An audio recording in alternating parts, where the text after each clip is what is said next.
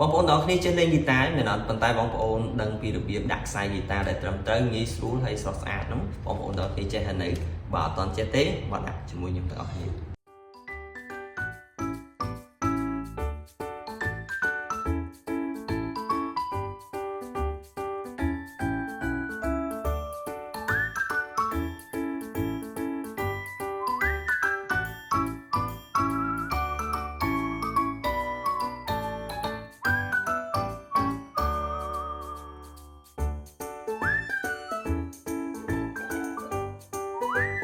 ពេលដែលយើងដាក់ហើយយើងរុំវាតែមួយជុំពីរជុំបានហើយរុំច្រើនពេកយើងខាតពេលវេលាហើយយឺតបងប្អូន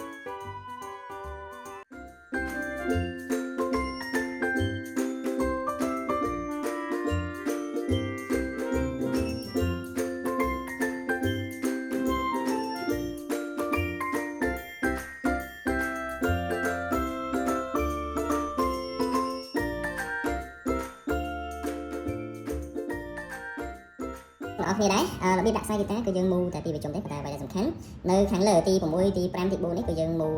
ចូលក្នុងចេញក្រៅមូចូលក្នុងចេញក្រៅហើយដល់ពេលទី3ទី2ទី1ទី3ទី2ទី1នេះគឺយើងគួចវាចេញក្រៅដូចគ្នាចាស់បែបនេះអូខេយើងរុំបែបនេះបាទរុំតែមួយជុំពីរជុំបានហើយនៅពេលដែលបងប្អូនទាំងអស់គ្នាដោតដៃផ្ដោះបែបនេះហើយញាត់ពីលើបាទញាត់ផ្ដោះពីលើអូខេតមកយកពីវាមក